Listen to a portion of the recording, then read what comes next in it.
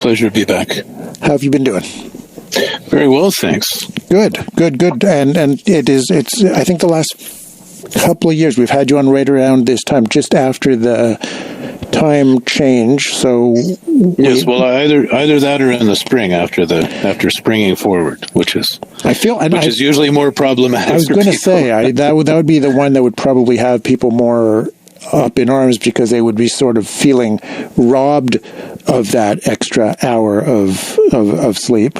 It literally disappears. Yeah, right, and the issue there is so yes, feeling robbed, but also, as I think we have discussed before, there's really quite a lot of data about the detrimental public health effects of that, personal and public health effects of just that 1 hour, lost sleep.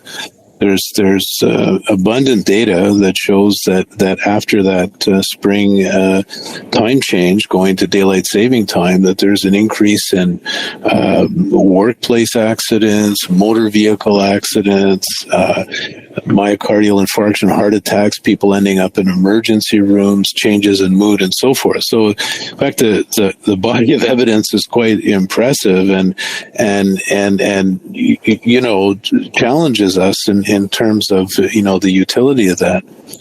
And as you know, there's a lot of public advocacy and even legislation that's looking at the possibility of abolishing the twice per year time changes. We can talk about that for sure, but a lot of the professional scientific sleep societies have come down very strongly against continuing with this biannual, this twice yearly time change because of the health effects.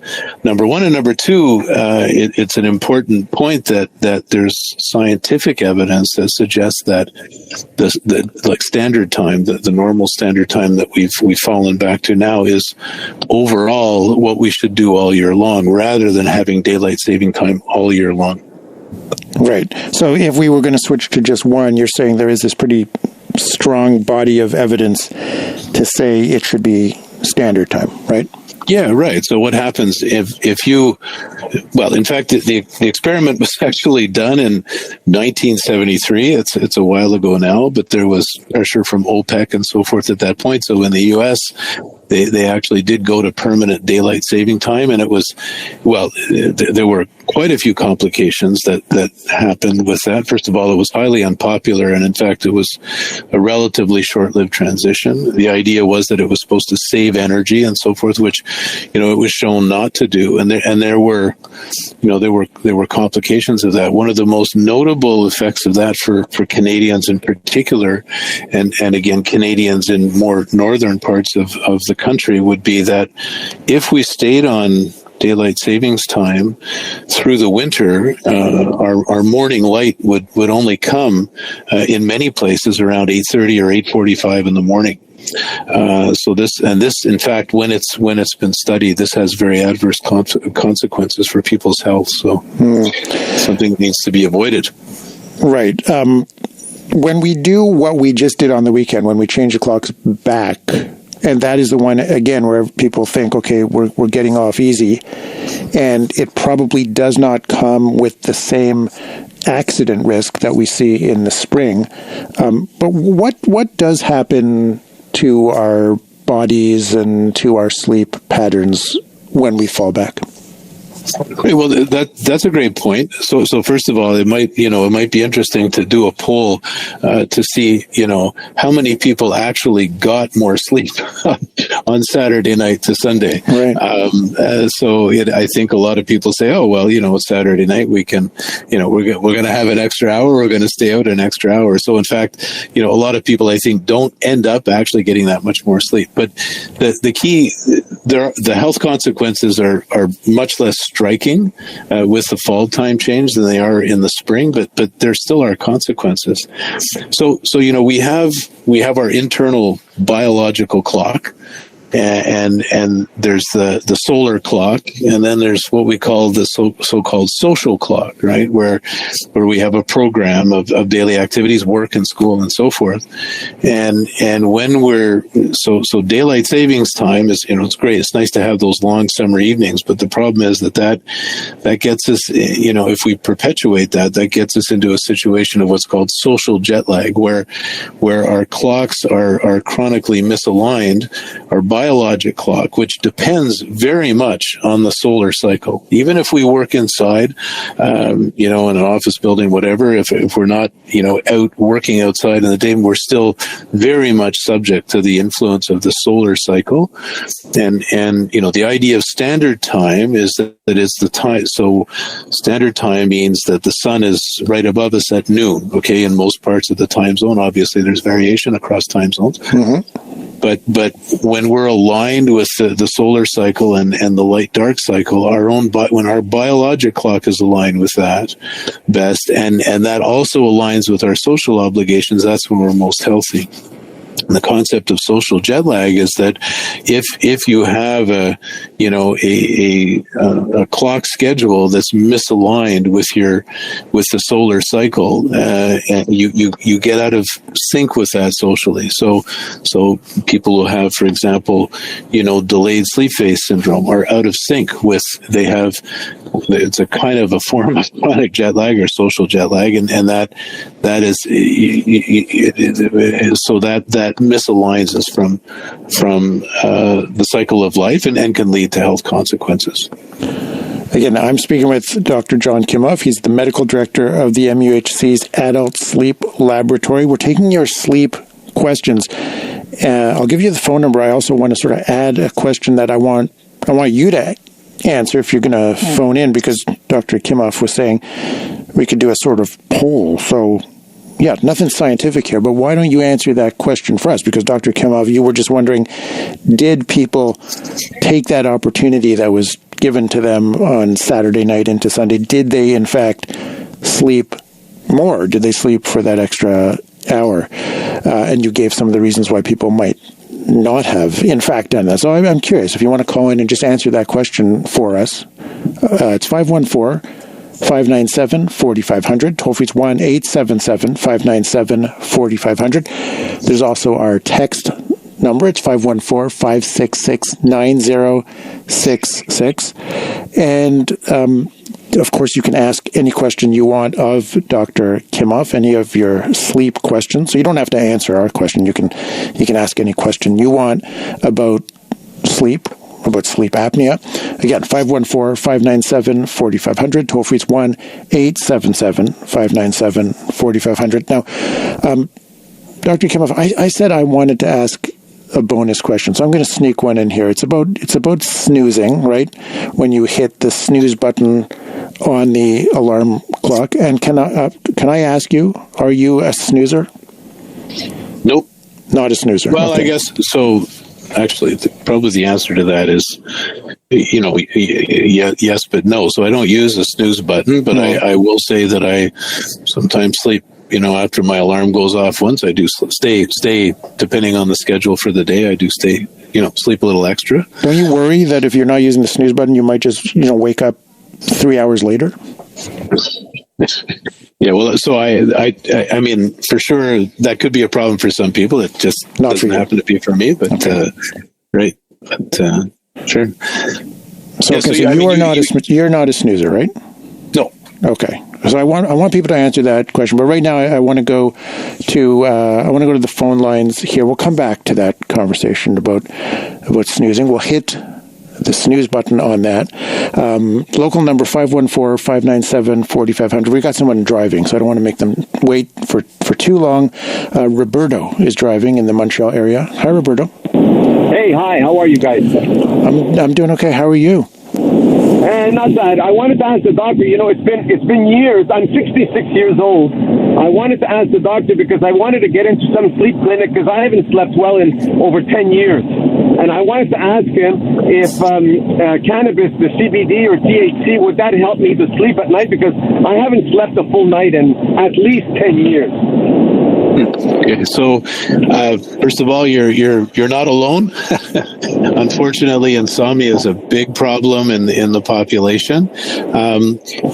We recommend for most people to tackle insomnia is to try and address the factors that are underlying that.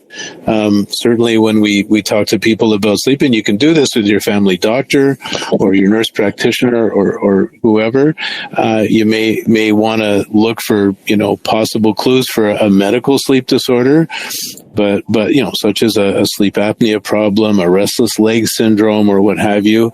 Other factors that can influence sleep is chronic pain, medication, using caffeine, and so forth. There are relationships between physical activity and stress and so forth. So there are often many things that we can do, factors that we can identify and deal with. If someone just is concluded as having insomnia, which is defined as difficulty either initiating and maintaining sleep, and it doesn't appear to be due to a specific medical condition, we really recommend taking more of what we call a behavioral therapy approach to that, rather than jumping to using medication. There are many people who end up needing sleep aids of some sort, but it's much preferable. The evidence suggests that we should really try with interventions that we put together under the umbrella term of cognitive behavioral therapy. So these are ways of reframing your thought process, learning relaxation techniques, certain habits that can be associated with poor sleep that we can work with. So those are by far and away the most common approaches that we recommend and that are very effective. There are sleeping. Yeah, so you asked specifically about cannabis or CBD and so forth.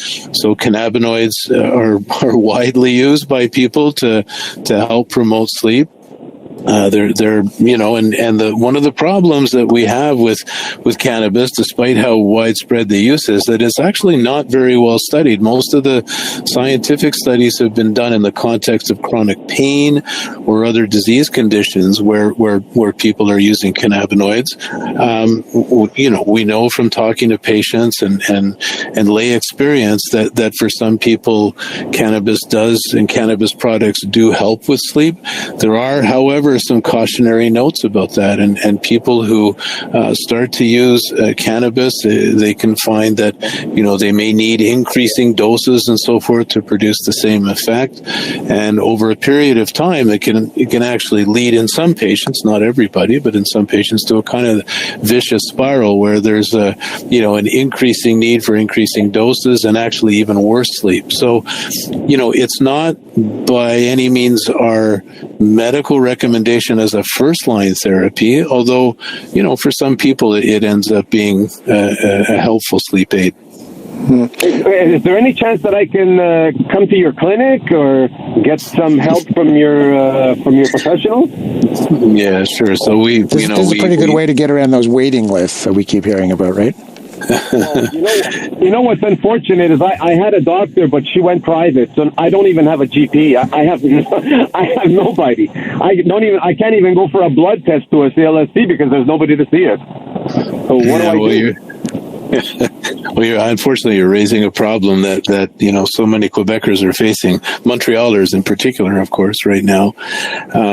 We have at the present time we have unfortunately a very long waiting list in the clinic. I mean, if you can find sometimes nurse practitioners are more available or help through the CLSC. Ultimately, for a referral, sometimes clinical psychologists will be very helpful. Okay, with dealing with the sleep issues, and that actually might be somewhere to start. There's a number of facilities in town that offer services for insomnia. Private psychologists can help in some instances and so forth. So I'd probably start that way. Hey, Roberto, can I ask you a question? Yes, of course. I was just wondering because Dr. Kimoff was talking about trying to understand or to even possibly address some of the root causes of sleep issues. And I wonder, and you sound pretty anxious to see him or someone at a sleep clinic, and that's really understandable. But how much have you looked into that kind of stuff in the past? Well, I haven't looked into anything. I was trying to get into the sleep clinic at the Jewish, but the lineup was so long, and at that time I still had a GP, but somehow the referral she gave me was outdated, and that got thrown into a cycle, and I haven't done anything. Now I'm just I'm in limbo. I've been in limbo now for years. If I can catch a nap in the afternoon, that's fine. But like the doctor said, and doctor, you were right on. I suffer from restless leg syndrome, and that it's such a pain. You know what I mean? It's not painful, right, but it's inconvenient, and it's frustrating. No, absolutely. Yeah, so sure. And I mean, so certainly for people with restless leg syndrome, again, we look for, potential underlying causes and factors that may make it worse. There are certain medications such as antidepressant medication, high doses of caffeine. So people who have problems sleeping often use a lot of coffee during the day. That can make the restless leg syndrome worse. Iron deficiency is something that's very important to look into in the context of restless legs. B12 deficiency can contribute as well. Yeah. So I mean, listen, I think it sounds like you probably need a medical going over, I would think. And listen, I'm wish I could offer you the easy solution, but it's a problem that so many people are facing. What I would recommend is to going to the walk-in service associated with the CLSC. There are a number of walk-in type clinics that are opening and available, and just at least to have a basic checkup and then potentially get a referral to appropriate resources. Yeah, I think it's a good idea. I think I'll try that. I'm also going to try the B12 and the iron and see if I'm deficient in any one of those. Or how about magnesium? Does magnesium help in any way? There are not randomized trials using magnesium, but some people, certainly magnesium deficiency has been reported to worsen restless leg syndrome in some people, and replacement can be helpful. There's a minority of patients who will have quite a bit of benefit from that. It's not usually the mainstay of therapy, though. Yeah. Well, thank you very much for your time, Doctor. I wish you well. I wish you the best. Thank you. All the best. Bye, Thanks guys. for the call, Roberta. Good luck to you. And yeah, all the best to you as well. That would be, Dr. Kimoff, a frustrating situation there that Roberto and clearly other people find themselves in, of not knowing where to turn. Probably frustrating for you also to say, well, yeah, there are these waiting lists, and we're doing the best we can. Yeah, it's Sean. That's an issue, as you know, across the healthcare system, and particularly, I mean, in our sleep clinic, we do have a triage system, but I mean, we. Urgent cases and so forth can be referred, by special consultation from family doctors and other physicians when there's, clearly some concern, for example, about, let's say, very severe sleep apnea in a patient who has, who's driving for a living or who has critical cardiovascular disease. We definitely have, ways to prioritize patients for investigation and treatment. It's just, unfortunately, the problems are common, and the demand is high.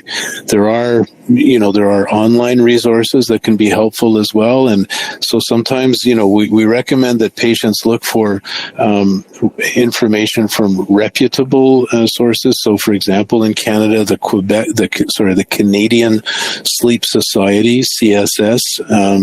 If you just search that on Google, there's a lot of helpful information there for patients. That's the Canadian Sleep Society, you said, right? Yeah, Canadian Sleep Society.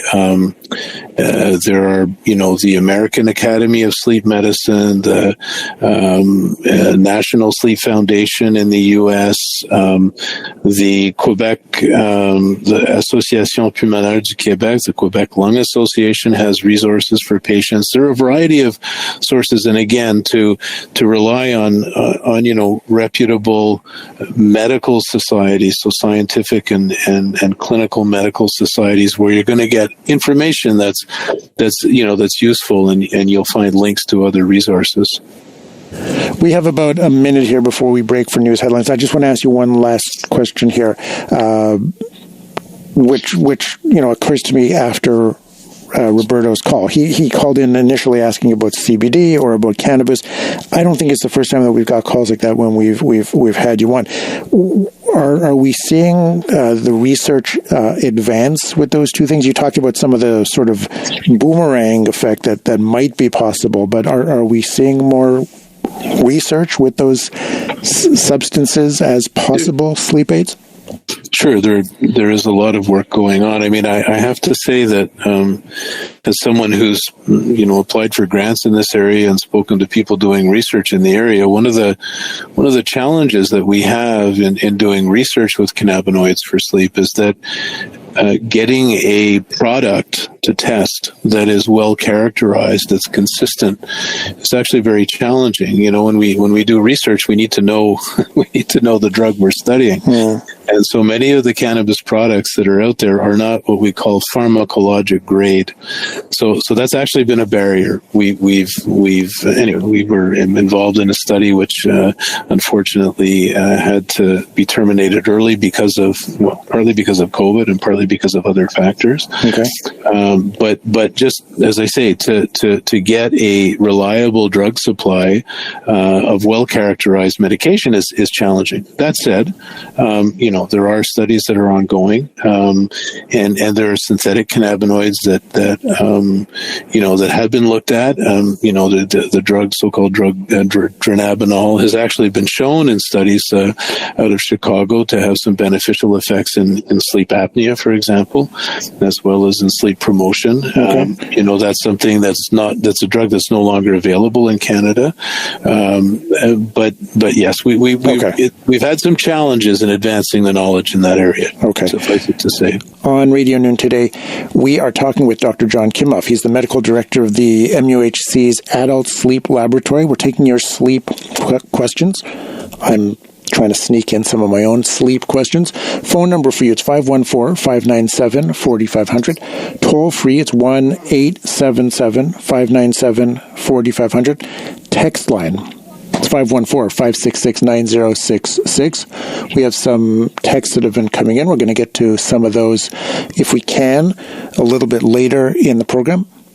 Let's go back to the phones right now. We'll go to Côte Saint-Luc. Stephen is here. Hi, Stephen. Hi, good morning. Good afternoon, rather. I wanted to ask the doctor, for healthy adults, no sleep apnea, no overweight, no problems, is there some way one can learn not to snore? Good question. Some of us sleeping partners are sometimes sort of annoyed by it. For my own case, it's when I'm lying on my back with mouth open, that sort of thing. Usually on my stomach, I don't. So, is there a way of stopping? Sure. I mean, there's a bunch of different things you can do. Yours is a very common problem. I mean, one of the questions that always comes up is it snoring only, or is there possibly a sleep apnea problem?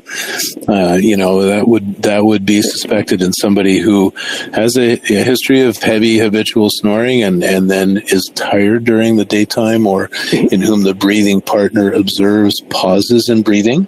Yeah. So if that's not the case for you, however, and you're what we call a simple snorer, so there's a number of things. So you mentioned body weight, and often snorers may be overweight.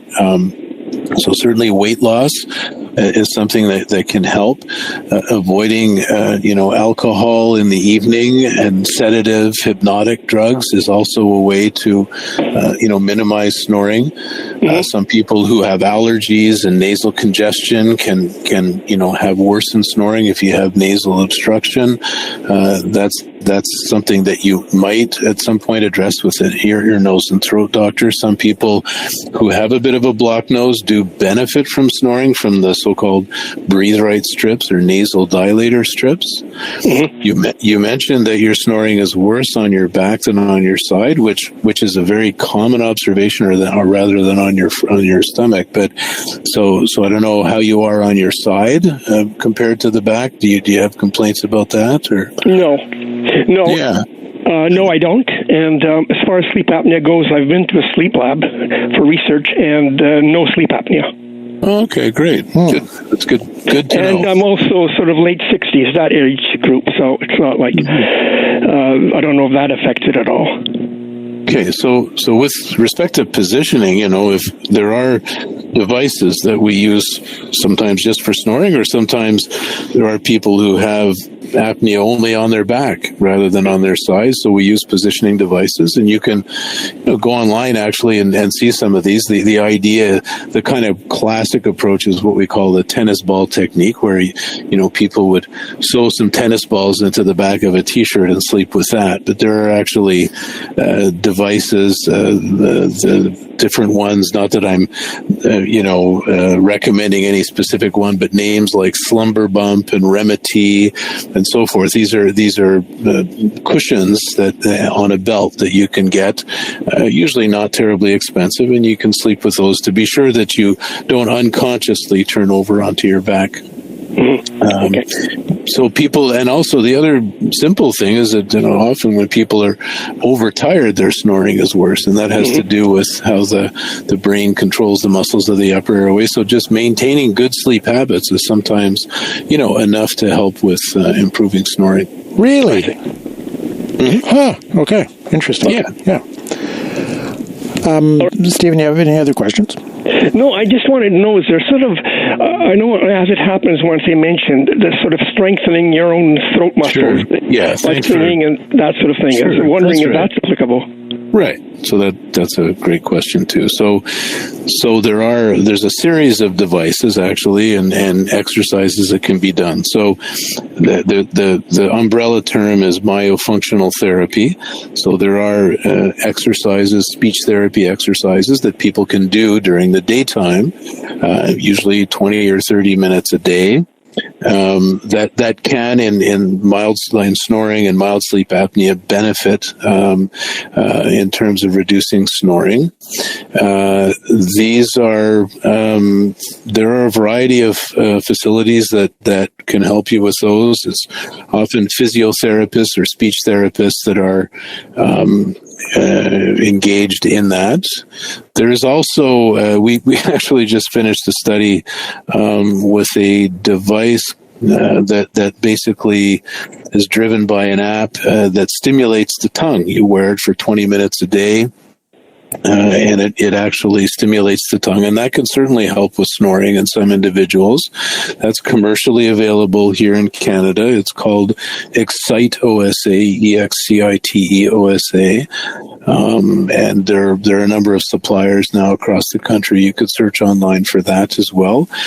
So that may be beneficial. Indeed. The issue, of course, there is that it treats it, but it doesn't cure it. So you have to continue to do the interventions in order to maintain the benefit. But some people do very well with that. Great. Okay, what's that therapy called in general again? So, it'll be so-called myofunctional therapy, so MYO functional therapy, or oral pharyngeal exercises for sleep apnea. Thanks. Thank you very much. Thanks so much for the phone call. That's Stephen calling from Côte St. Luc. Phone number here, 514-597-4500. Toll free is 1-877-597-4500. You can ask any question that you have for Dr. Kimoff. Text line here, 514-566-9066. We're going to get to some of your texts in just a second. Text line again, 514-566-9066.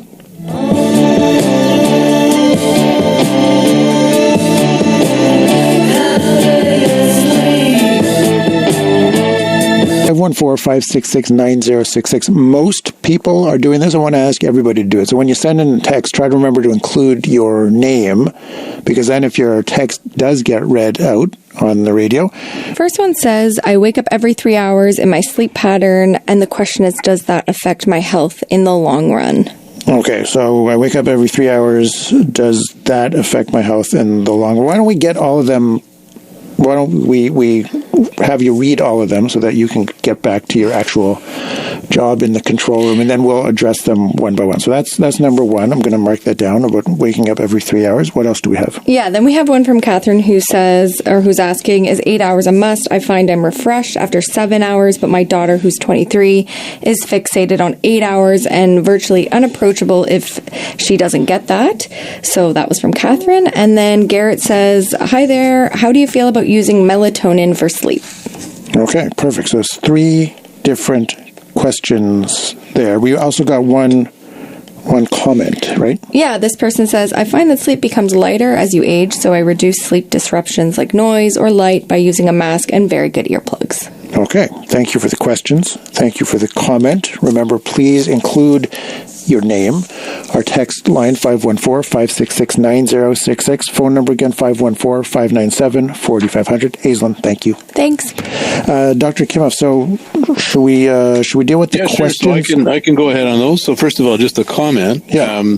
So great. I mean, one of the sort of fundamentals of managing sleep and sleep problems is to ensure that the sleep environment is optimal.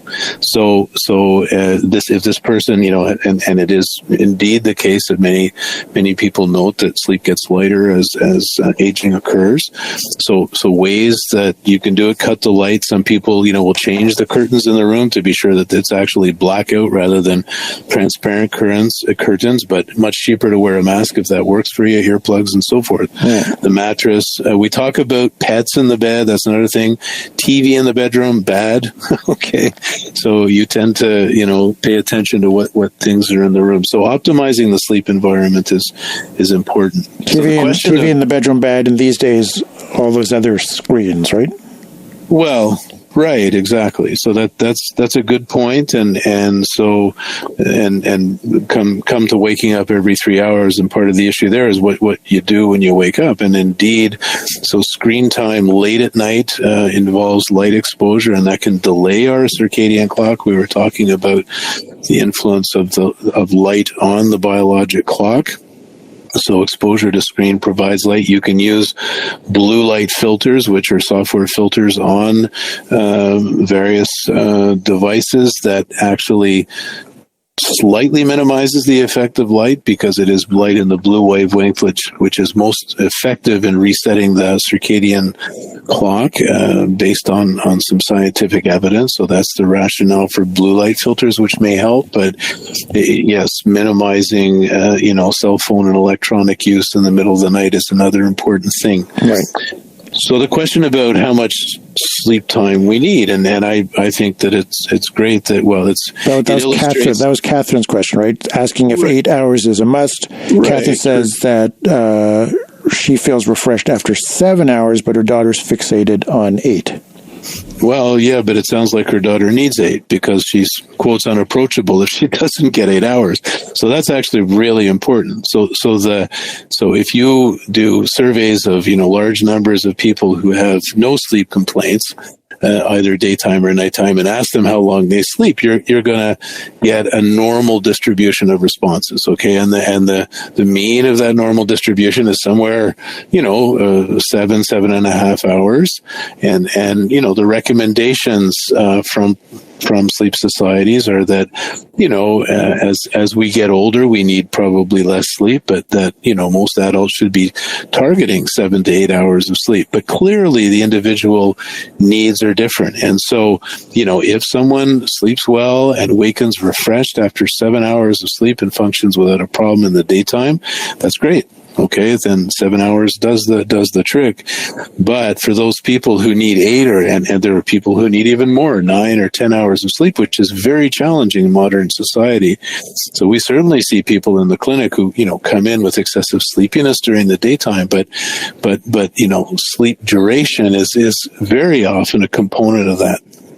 So it's important to the major threat to there is a major threat to adequate sleep in the modern world, with all of electronic devices, the demands on our time, and also people opting for leisure time in the evening instead of actually getting into bed and getting the sleep they need. With respect to awakening every 3 hours, that's challenging. Again, you have a very good memory. I was here. I have the questions in front of me because I thought, well, I'm not going to remember them, but you are addressing them one by one here. So that I don't know if that's just very good memory or if you wrote them down, but I am impressed regardless. So yeah, the other one was about someone who was waking up every 3 hours, said that is their sleep pattern, and wondering, does that affect their health in the long run? Right. So I think the answer to that, kind of in part depends on, despite the awakenings that happen, are you able to get an adequate total sleep duration? And those, regular awakenings, there can be many factors that contribute to those. I don't think the fact of waking up per se is going to have an effect on long-term health. It's more, what happens after awakening? How long does it take you to get back to sleep, and what's the total of your sleep time? What are the factors that are contributing to those awakenings? For some people it's the need to go to the washroom, and then they have trouble getting back to sleep after. For some people it's pain. It could be many other disruptive factors, or it could just be, quotes, a natural cycle. Well, there may be some ways to impact those frequent awakenings. For people, for example, who wake up often at night and may feel tired during the day, they're going to nap during the day. Well, for people who have difficulty consolidating sleep at night, we recommend that to try and minimize daytime napping, to really constrain the length of naps, or to try and avoid them if possible, because the sleep that you take during the day or that you get during the day will normally be subtracted from the duration of sleep at night. Right. Other factors like sleep environment and physical activity during the day and so forth. There'd be a lot of factors that we'd want to talk about with that particular person. And finally, Garrett texted in. Garrett was wondering about how you feel about using melatonin for sleep. Right. So melatonin is it's a natural hormone. It's in our bodies, and it plays a role in circadian signaling and determining our clock. And, we know that melatonin levels start to rise, before natural sleep onset, an hour or two before natural sleep onset. And this is measured in circadian experiments and so forth. And so for some individuals who have trouble initiating sleep, getting to sleep on time, people who have circadian misalignment, so delayed sleep phase in particular, melatonin becomes an important part of managing that.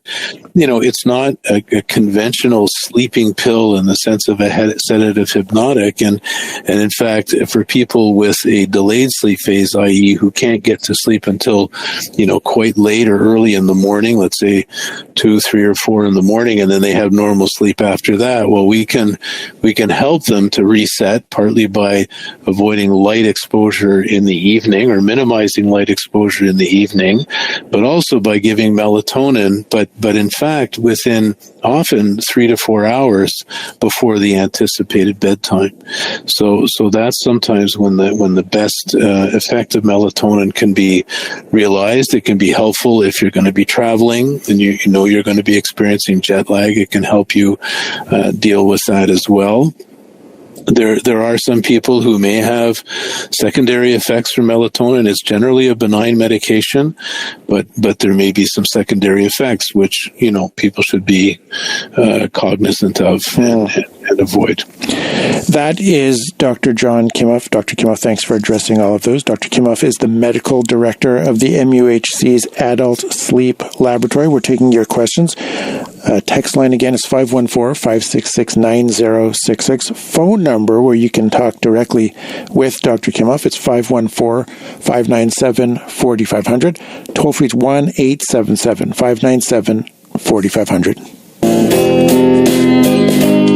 You've mentioned sleep apnea a couple of times now, and I know that is something that you look at quite closely. I saw a bunch of reports. I brought with me the USA Today report about this, but it's been pretty much everywhere. This is about the latest Apple Watch that is set for release next year. You know that Apple and Google also, to some extent, they are starting to talk more and more about their wearables and some of the health benefits of the wearables. So apparently the next Apple Watch is supposed to be able to assist in diagnosing sleep apnea. They go on to say, of course, accuracy may be a concern, but the watch will ultimately defer to making a doctor's appointment based on any abnormalities it detects. So I suppose it'll give you some sort of message and say, you should make an appointment. It says it will not be able to monitor brain activity, which is a diagnostic tool used in traditional sleep studies. It says it will be able to check for other common indicators such as movement, breathing rate, snoring, and heart rate. So what do you think? Oh, we're excited. I mean, we're very excited about wearables. There are, as we speak, there are quite a number of devices of various forms that can, give very useful and in fact, reasonably accurate estimates of sleep quality and duration and depth, number one, and number two, breathing and oxygen and heart rate disturbances during sleep.